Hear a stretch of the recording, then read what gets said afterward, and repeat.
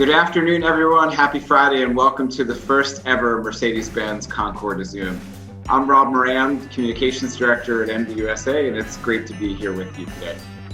I think we have assembled what promises to be, I know, certainly in my mind, the best Zoom call that I've ever been on. And the idea is pretty simple. We know that everybody's spending a lot more time at home. A lot of events are being put on pause for now. Especially some of the car shows and the concours. I know a lot of us are using Zoom both in business. We're using it as a way to connect with family and friends to see what they're up to. Some of us may be using it for happy hour every now and then, which sort of gave us an idea. Why don't we get together and assemble some of our friends and have a little virtual car show? So with that, I think we've assembled probably the greatest panel that we could have of both Mercedes-Benz personalities and owners, and we're going to share some cars with you. This is our version of Automotive Show and Tell, the Mercedes-Benz Concours to Zoom. So first, joining us from New York, Martha Stewart. Just a great honor to have you with us. Thank you so much for being here. Joining us from Atlanta, I'm joining from Atlanta. Please welcome Ludacris. A great friend of ours joining from Los Angeles. She's a staff writer with Bloomberg Luxury. Please welcome our good friend Hannah Elliott. And then also Cole Walliser, who's a film director and a proud owner. He's going to share with us his G-Class that he has out in LA. And Natalie Petch, who's the star of CW's Riverdale, is going to tell us all about her A220. Thank you for joining us. And Ricky Fowler, Mr. 9-time champion PGA golfer, joining us from Florida. How you doing, Ricky? Thank you so much for joining us. Out in Irvine, California, Mr. Mike Kuntz. He is the head of everything for the Mercedes-Benz Classic Center. Hey, Mike. Hey. And last but not least, I think in my mind, the ultimate car guy, the guy that does so much for the car hobby, the community, whether it be charity, and just an amazing guy that shares his collection with us, Mr. Jay Leno. Thank you, Jay, for being with us. Okay. So with that, we're going to get back to all of our guests, but I think first, I'm real excited about this one. That's Martha. Martha, you're going to kick off for us today. Thank you so much. I know you're enduring some weather, and there was a crow that was in the background before you got there. But, you know, a lot of us are, maybe before we start, a lot of us are spending a lot of time at home. I can't think of anyone more creative or coming up with better ideas on keeping busy at home. And maybe you can tell us a little bit about what you've been up to. Well, my cars have never been cleaner, that's for sure, because we can't go very many places, can we? But my beautiful GLS has been polished and buffed, and the dogs are so happy and they're clean. Hey, come on. The dogs are sitting in the car because it was raining a little bit just about 2 minutes ago. But it's a real pleasure to be here today. And it's so nice to see my friends, Ludacris and Jay and the rest of you. It's so much fun to have all of us together apart. Martha, you've got obviously some horsepower in your driver. You've got some real horses that are behind you. I have horsepower. I have 6 Frisian horses in the barn right behind me and 5 donkeys. Well, obviously having a farm, you've got I'm sure you got a lot of vehicles and you put them to work. And, you know, tell us about how you use your GLS and how you use some of the other vehicles on the farm. Okay, well, I have my GLS, which is my go-to car for commuting to work. I commute from Bedford, New York, where I live on this farm, to New York City to my office. And this car has been such a safe and wonderful friend to drive in every single day. I sometimes go in 7 days a week. And this car is stable. It is quiet. It has that 360-degree camera for backing up. Parking is easy. I love that lane alert because, you know, sometimes you go over the lane and you get pushed right back into the proper place. There's a lot of wonderful features, but I like to drive this car around town too. I go to the store and I go to get my manicure in town, and it's just the perfect size for me because I'm always lugging stuff. And has a good rear trunk area. It's not really a trunk, but it's the hatch in the back where I can fit a lot of stuff. If I go to the nursery, and some of these nurseries that I go to, you have to go up really steep, muddy hills, and this car easily accommodates all kinds of conditions. So we're pretty lucky to have it. It's great. And it's not my first Mercedes, by the way. When I got married, I went on my honeymoon in a 190 yellow 4-door sedan. Jay would love that car. That was I won't tell you. You want to know what year that was? 1959. 1959. Wow. And that would be in Jay's collection. Maybe he even has it. Who knows? Well, I see it's raining there, so I want to make sure that maybe if you want an umbrella or get in the car, and we can, thank you so much for sharing your stories with us. Okay. So with that, Ludacris, Martha was saying that she was really excited that you're joining us today. I know as a fellow member of Atlanta, I know everyone knows you as a great musician, but we also know you as just a great ambassador for our great city here and just doing so many amazing things for the city. What have you been up to during this time? Man, I've literally been trying to help as many people as I possibly can. I actually just, we're literally giving groceries to different families. I'm doing something today and tomorrow where we're giving groceries to like 50 different families in the Atlanta area. I just did a concert to try and raise money for people in Brazil, for all the healthcare workers. The list goes on and on. I'm literally just trying to help as many people as I possibly can. And obviously I must be doing something right because to be a part of the Mercedes family and be gifted and to have the honors of driving a vehicle like this one that you see in the background is just a blessing, such a blessing. So I want to thank all the MB family on here right now. Greatly appreciate you guys. This is a dream come true. Thank you so much, Ludacris. I know on behalf of everybody, it's a pleasure to be associated with you. Since I moved to Atlanta, we feel like we're part of your family too in your city. So thank you so much. Tell us about that GTC there. Yeah, man. So this is the Amg Gt C that you see right here in the background. V8 bi-turbo, as a matter of fact. I think that there's something that is, a man's testosterone is connected to the torque of a car sometimes. So this thing right here can go from 0 to 60 in like 3.7 seconds. We're talking about somewhere around 550 horsepower. It's my savior, especially during times like this because it's so therapeutic just to get inside of here. But it's low to the ground. Obviously, you have the wide tires in the back.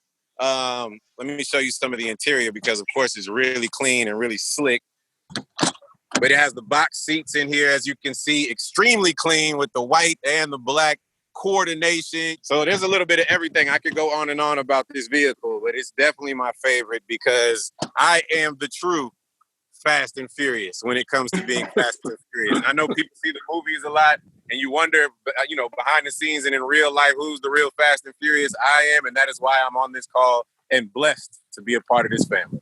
That's awesome. So next time we see a GTC ripping up 400 or 85, we kind of have a suspicion of who that might be, and that's pretty cool, right? 100%. Absolutely. You hit the nail on the head, man. Well, I gotta ask you, what do you listen to when you're in the car? I mean, obviously you're a man of music and it's crazy that you asked that because nowadays it's so much easier to take calls and do business from inside the car when you're obviously on the Bluetooth and you can do conference calls and all these different things, audio, of course, but it's so therapeutic for me to do that as opposed to sitting in a desk area and sitting inside and just having the windows down and kind of conducting business from inside the vehicle. So it takes on a whole new purpose. And that's what I love about it. As opposed to listening to music, I'm doing more calls and talking to people while inside on the Bluetooth. You're doing a lot of things right. So we thank you so much. Thanks for sharing your car with us. And thanks for everything you do for our city here. Absolutely, man. Thank you guys. And again, thank you to the Mercedes-Benz family and the MB ambassadors. It is an honor and a pleasure. Okay, we're going to kick it over to LA. A good friend of ours, Hannah Elliott. We know her from Bloomberg Luxury. She gets to drive lots of different cars, an expert on luxury and also automobiles. Pretty much access to every car that's out there, but the car that she's sharing with us is really special. It's her own Mercedes 560 SL. So Hannah, tell us about that car. This car is really special to me. It's like we said, it's a 1988 Mercedes 560 SL. It's special for a lot of reasons. One of them is the fact that as a reporter, I live in New York, so I don't really have a need to own my own car. This is the first car I've actually personally owned since college. And it was a gift from my boyfriend, Magnus, who's the guy behind the camera right now, making me look good.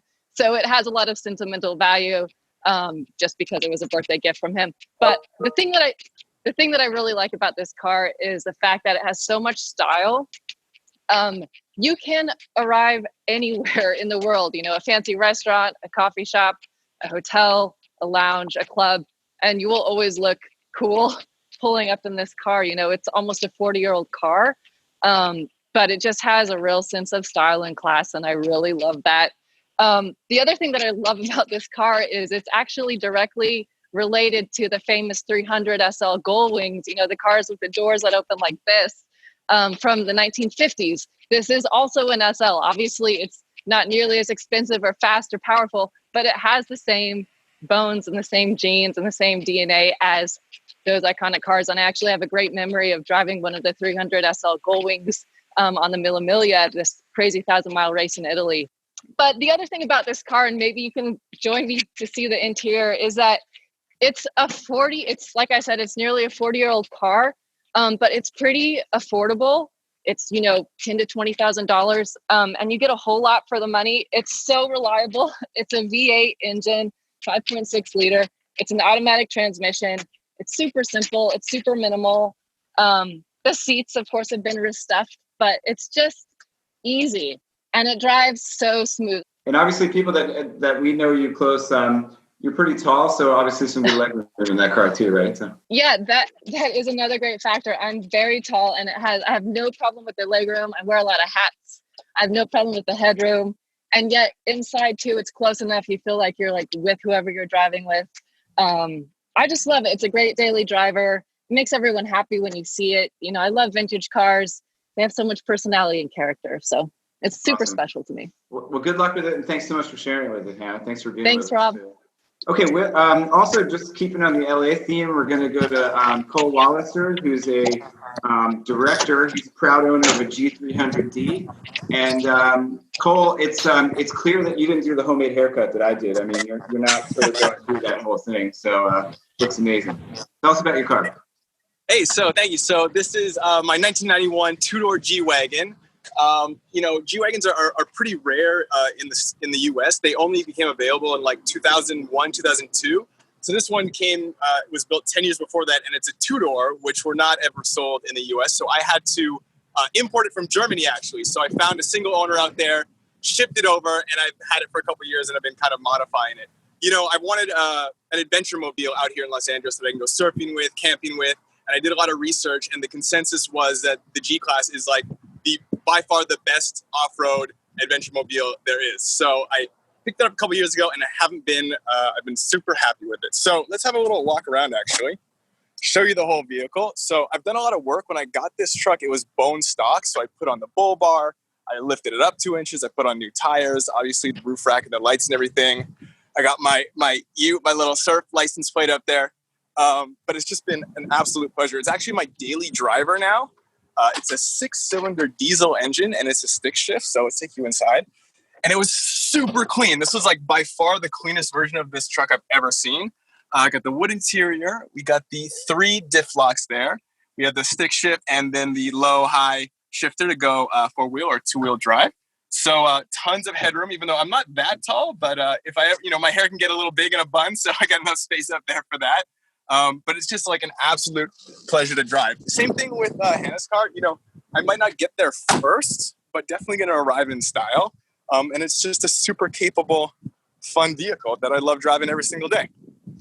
That's awesome. Obviously you're doing some off-roading, doing adventure. What's the craziest place you've taken this one? So the craziest place I've been is probably Moab, Utah. So there's this club called Club G-Wagon. And so a bunch of G-Class enthusiasts are sort of on there, and they have a yearly meetup. And so we drove out with 20 other G-Class, and we went off-roading basically on rocks, on cliffs. And it was the most scary yet exhilarating thing I've done. The truck's super capable.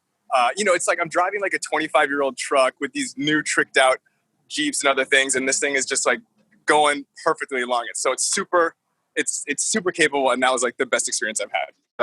It certainly fits you and your truck. Oh, look at him. He's getting up on top. Yeah. So you also get the best view. You can climb up here real quick. If you're ever in a nice spot, you get watch sunsets from up here. So it's has its extra perks having a truck like this. Okay. Thank you very much, Cole. Yeah, thanks for having me. With that, we're going to go over to Madeline Petch. You have an A220. Thanks so much for waiting for us. You were the star of CW series Riverdale. I'm sorry. Just tell us about what you've been up to during this time, and tell us about your car as well. Well, that was a tough act to follow. I can't get on top of my car. I can't climb up and see the sunset. I'm in LA. I've been missing driving, honestly. So I'm still going on a lot of drives just to get my mind off things, listen to music, cruise around. Working on my YouTube channel, working on some self-tapes for auditions, just trying to keep sane in this crazy time. You know, therapy, working on my mental health. So important because we're all going a little crazy, I'm sure. That's great. Well, I know, having a car in LA sometimes can sort of be a blessing and a curse, but it's also a pretty necessary. How do you navigate LA with, let's say, MBUX, right? So you have the voice control in the car. What are some of the practical things you ask it? And then maybe what are some of the outlandish things you ask it every now and then? Well, the practical things are gas stations, navigating, things like that. It's so easy. I mean, this is like the most easy car I've ever driven. I imagine it's probably quite fast, but I'm a grandma when I drive. I'm really safe. But LA is very hard to navigate. There's never any spots on the street, and I'm terrible at parallel parking, of course, because my life. And this car, I got so excited when I found out parallel parks for me. That's still. I'm not a car buff, okay? So this stuff really excites me, and the fact that I can press a button and my car will parallel park for me is still exciting. A year into having this car. I see you have the red interior. I was wondering why that was a choice. I mean, that seems to be obvious, right? I on my TV show, I am a character who wears a lot of red, and I thought it'd be fun to have a little hint of Cheryl in my car. That's awesome. Yeah. Well, thanks so much for being with us. I hope you have a safe journey throughout this whole sort of life on pause that we're at right now. And we look forward to seeing you on some additional episodes of Riverdale. Thank you so much. Thank you, Rob. Thanks for having me, guys. All right. So, Ricky, I could see your mustache game is very strong during the quarantine period here. Thanks so much for joining us. I know normally you'd be out on the golf course links, and certainly around this time or close to this time, you would have been at the Masters. I mean, how are you keeping busy? How are you keeping fit? Yeah, so we've had 6 or 7 weeks, I guess, now that we haven't played. Took the first month, really, and hung out at home, worked out at home, cooked, left once a week to go to the grocery store. My wife and I have actually enjoyed it in a way. We don't get a whole lot of time at home, especially extended periods. So just started playing a couple weeks ago. There's been a couple places that have remained open down here in South Florida. I heard recently you just had a left-handed tournament with one of the players as well, and you did pretty well doing that. Yeah, one of my good buddies, also neighbor and someone I play against on tour, Justin Thomas. We went out, and this was about a week into our start of off time with the coronavirus, and we decided to go have a lefty match. So it was entertaining, that's for sure. I got the better of him, but he's won some money back since then. Well, I know, for us being associated with you and folks that know you know that you're a car guy and you're really passionate about your cars. You've gone through the Amg Driving Academy. Tell us a little about the stable behind you, what you have. Some serious metal there. So here we are, obviously at home. Got 3 great options here. So for me, we got the GLS on the left, 63, so AMG there. That really becomes throw the bags in the back, go to the golf course, airport runner. G-Wagon, which I've had since Augusta last year. And that's another fun one. You can fit plenty of stuff in the trunk there. And then we have the S63 in the middle. So that's probably mine and my wife's favorite to drive, but unfortunately it's both of our favorites. And so if we're both driving that day, someone's got to choose the other. So a lot of times she ends up in the S63, but all V8 4-liter bi-turbos. Obviously the one right there in the middle is fairly quick, just over 600 horse. So it's fun. All very comfortable, especially the improvements in the new G-Class are amazing from the older version. But that 63, you can go from quiet and comfort to throw it in race mode, and she wakes up and you can hear her, and it's a good fun to drive. Yeah, if I do the math, it's about 1,800 horsepower just sitting right in front of your house there. I imagine you're not late for anything very often. if you're running behind, you can make up time. Well, I know you're a graduate of our AMG Driving Academy. What are some things that you've learned there? I know you do some track driving as well and all that. Yeah, I've spent a decent amount of time behind the wheel. I grew up riding and racing dirt bikes. So for me to kind of continue my golf career, I stopped riding at 15 and more for the risk of it. It's not really a matter of if, it's when.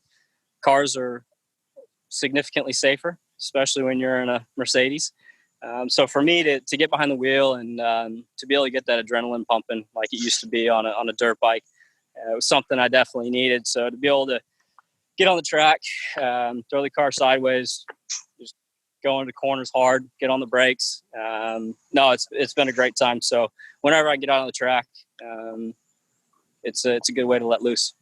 Thanks very much, Ricky, for joining us. We're going to go out to Irvine and Mike Kuntz at the Classic Center, who heads up all of our workshops out there. Tell us about what you got there, Mike. Hey, Rob. Good to be here. Good to be with everyone. We love classic cars. We live and breathe them every day. What you see here is a shot of our showroom with a few cars that we've restored. That's our main business, that we restore cars for clients. We have a 300 SL here. Hannah talked about a Gullwing. This is one of the Gullwings that she spoke of. In the back here, we have a 300 SLS Racer. So back in the late 50s, we raced 300 SLs, and this car was built up to look like one of the race cars. It is a 57 300 SL, completely modified to be a track car. Really fun to drive, open exhaust, roaring engine, fast car. Let's take a look in our garage and let's go to our feature car today. As we walk into the garage, this is our staging area for work. You'll see a lot of cars up in racks. These are cars that are being worked on or we're waiting to work on them, cars that have been completed. This particular car in the middle is the car we'd like to highlight today, and it's a personal favorite of mine. It is a 1956 300 SL, and in fact, this car was ordered by someone to race at Pebble Beach. The origins of the Pebble Beach Concours are a race, actually, from 1950 to 1956. As it turns out, the 1956 race did not occur. A customer had ordered a car to race at Pebble Beach, and he didn't want the car anymore. So a new buyer was found for the car. He bought the car off the docks in San Francisco. And sure enough, in the car, in the container at the docks, was a silver race car with racing numbers on it and no bumpers. And he bought the car right then and there. Unfortunately, his wife didn't like silver, but they painted the car, so they painted the car light ivory. The objective with this car was to restore the car but not remove the history. And a bit of a word to the name Gullwing. We know this car is a 300 SL coupe, but it's named Gullwing for its doors. If you take a look, this is how you get in a car. And this stems back to the fact that this is a derivative of a race car. So it had a frame underneath that didn't allow a conventional door. So you had to produce a door like this. Like many race cars, they often don't have doors. You jump in the car. So they created this Gullwing type door.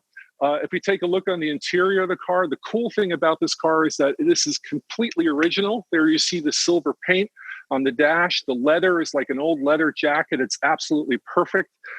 As much as we do perfect restorations of 300 SLs and bring them back to new, we love cars that have a story to tell. One really cool feature here, to get in the car, you can imagine it's probably somewhat difficult to get into the car. It has a feature here where you can actually fold the steering wheel down.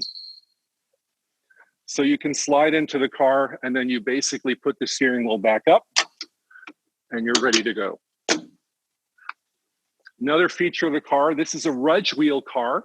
If we take a look at the wheels on the side of the car, this is a central knockoff wheel. So you would look at that and say, well, where are the bolts? How do you take the wheel off the car? Well, you have a very sophisticated tool in the trunk.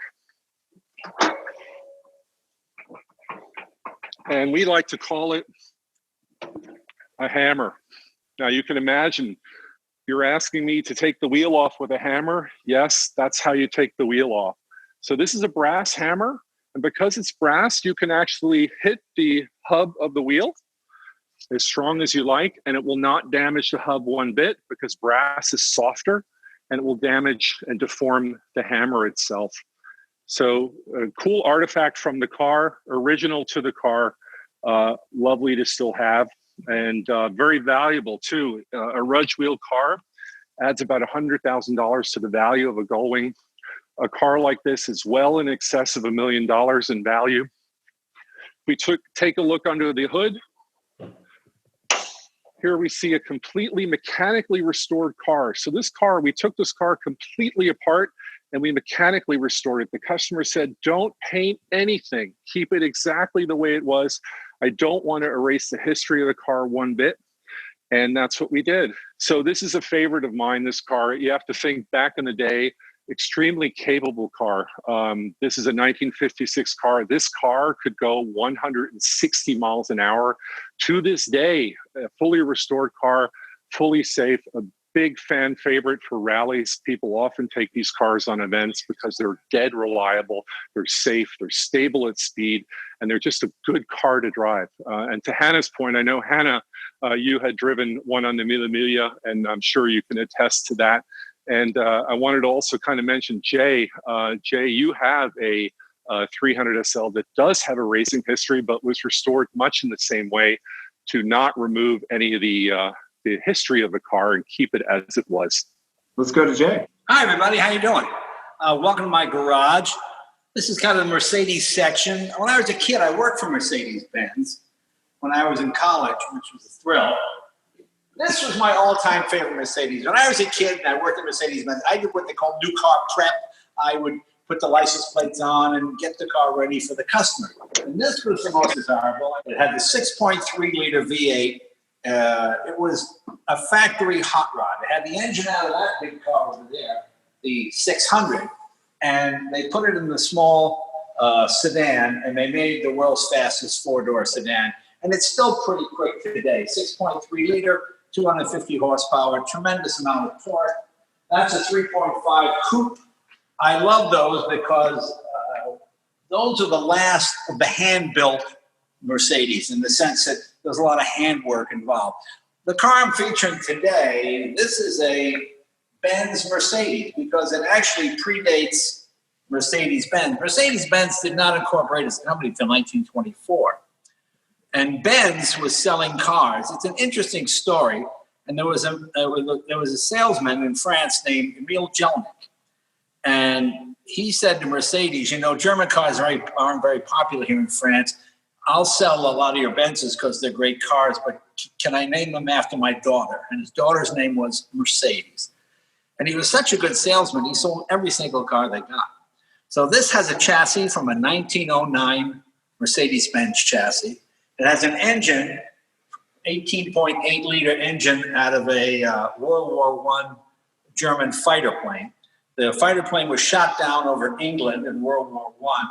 A farmer found it, buried the engine, thinking it'd be valuable one day. Of course, when the war ended, these engines were a dime a dozen. And this engine was sold to a guy named Scarsbrick, who built this into a race car that raced at Brooklyn's racetrack. It went 113 miles an hour, and it set a couple of records. It's hilarious to drive. As you can see, extremely complex. A lot of early technology. You hear about cars with 4 valves per cylinder now. Well, this is over 6 years ago. You've got 4 valves per cylinder. It just kind of shows how Mercedes-Benz has always been on the edge of technology. These are solid brass water jackets. We had to make those by hand. It took a long time to finish this car. But when you drive it, it's like taxiing in a biplane. You're just doing that all the time. And it's incredibly torquey and incredibly fast. It's got 4 speeds. And to this day, it does well over 100 miles an hour. The only modifications I've done, it really had no brakes on it. Braking was more of a suggestion.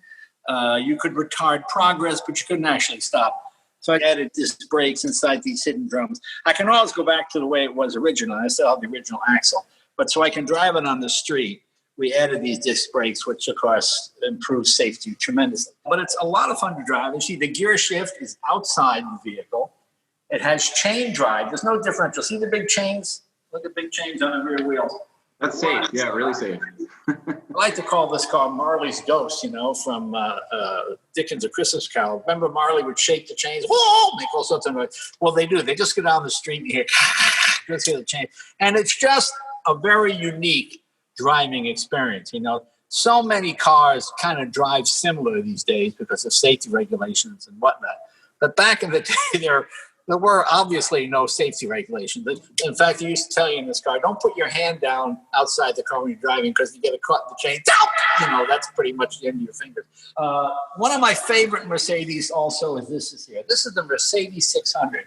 Many people consider this to be the greatest Mercedes-Benz ever built, the ultimate luxury car. Incredibly fast, incredibly stable, air suspension, even has a refrigerator in between the seats. Right here. Let me show you if you can get a shot of this. This is actually a refrigerator in here. You see, you got a thermos and put whatever you want in it. And the rear seats recline, the front seats recline, which is fairly common in a lot of cars now. But back in 1968, 1970, that was really something. But as you can see, it's a massive automobile and incredibly fast. I think John Lennon had one, and Elvis had one, and Jack Nicholson had one. This was sort of the car to have if you were sort of one of those madman types from the 1960s. Any questions? Yeah, I have. So Jay, if I know that you went to Martha's on your show, you went to Martha's house in Maine, and you got to drive her Edsel wagon. What's the car there that you would offer Martha to drive if she came to visit? You know, I think Martha would fit in. I heard her talk. She likes to sit in the passenger seat or the rear seat and text and do whatever she wants. It would be the 600. This would be, Martha is the queen, so this would be the queen's carriage right here. Massive sunroof. It looks like a porch when it opens up. It's just a huge automobile. Even by American car standards of the 60s, this is a huge automobile. So I think this has got Martha's name on it. Okay. Hey, Ludicrous, what about any of these features? Like if you were a guy back in the 70s, what are these kind of things that would maybe appeal to you back in the day? Everything that he just said about that car appeals to me. I'm in awe. Ludicrous, this car is perfect for you because you don't even need a radio in the back. There's enough room that you could have live acts. You can actually have a band performing in the back. Yo, I was going to ask you, I was like, your fleet is so pristine and so clean. Have you ever eaten food off of the engine of one of your vehicles because of how clean you keep your damn cars? What up? No, I haven't eaten it, but I've actually cooked food on the engine. I knew it. I was going to be my second question. What you used to do is you'd wrap potatoes in foil, then you put them in the exhaust manifold, you go for a drive, and you get back, oh, you got a delicious baked potato. That was actually quite popular. I love it. I'm glad I got a chance to ask that question. Ricky, any questions for Jay on his collection, or maybe to Martha? I mean, we've got a little time here to sort of get everybody together here. No, it's just cool to see. I know there's a lot more around the corners, but I'd be willing to be Luda's driver or Martha's driver and cook some baked potatoes along the way. We'd be willing to take one of those cars off of your hands, too, just because you have too many over there. So just in case you or Jay want to give up any of those cars, because they need love and affection, you guys aren't able to drive them. I'm sure they're a little jealous of each other. Just let us know if you need any of us to come and drive any of these vehicles for you guys. Well, you guys are welcome to come anytime. In fact, I do Jay Leno's Garage. You guys would be good guests on the show. Might be fun. Absolutely. I got a question for Jay. Jay, I know it was your birthday this week. Did you do anything special to celebrate? Did you drive anything special? No. Obviously, you can't really go out. You can't go anywhere. For a lot of guys, actually, this is good because I can go, honey, I'd love to take you to the new vegan restaurant, but it's against the law. In-N-Out is open. Let me grab some burgers at In-N-Out. And we'll go to the vegan restaurant when this is over. So it's actually, you have to look at the bright side. Yeah. Say for all the car enthusiasts, I'm not trying. While I have the opportunity to ask Jack one more question, I have to do it. I'm sure that your answer to the question of what your favorite car is going to be, it depends on what day it is. So besides anything we see in the background, what is your favorite car as of today, Mr. Leno? Talk to me. I don't know. My favorite car today is obviously Mercedes because that's the car of the day, but it's just different. Sometimes it's not necessarily a type of car. It's an era, Yeah. Old cars from the turn of the century are fun because they're slow, and modern cars are fun because they're fast. So there's all different reasons why you like them. Sometimes you like the story connected with the car, So these are all the Mercedes that you own, the ones that we see in the background on the screen? These are all the Mercedes I have. They're starting with the Gullwing, and then the AMG, and then the 6.3, 3.5 coupe. Gotcha. Those two represent something that was unattainable to me. When I was a high school and a college kid working at the dealership, a Mercedes-Benz was $14,000 when a Cadillac was $7,000 or $8,000. So it just seemed like, oh, I'll never even, just to be around them, just to polish them, just to deliver them to the customers. That was like such a thrill to get to drive one. So the idea that I would go back and then buy a 1968 6.3, just like the ones I used to have to deliver, it's a great feeling. Preach, man. Love it. Love it. Love it. So thank you, Jay. Thank you for sharing all the cars in your collection. We always come away learning something. I also want to thank all of our panelists for joining us today right before the weekend. Great catching up with all of you and seeing what's in your garage and just making part of what is the first ever Mercedes-Benz Concours de Zoom. So thank you, Martha. Thank you, Ludacris. Thank you, Hannah. Thank you, Cole. Thank you, Madeline. Thank you, Ricky. Thank you, Mike. And thank you, Jay. It's so great to have you guys and to catch up with you. On behalf of everyone at MBUSA, we're going to say our official thank you by making a donation to the American Red Cross on behalf of all of our panelists. And that's really to help support all the men and women that are on the front line, supporting those that really need it during this time. I also want to say a thank you to all the frontline workers that are out there to help us keep us safe. Thank you for joining us. We appreciate all of you for tuning in. And until next time, thanks for joining us. Thanks for having us. Thank you. Thank you. Guys. Thank you. Thanks for Thanks so having me. It was much. so much fun.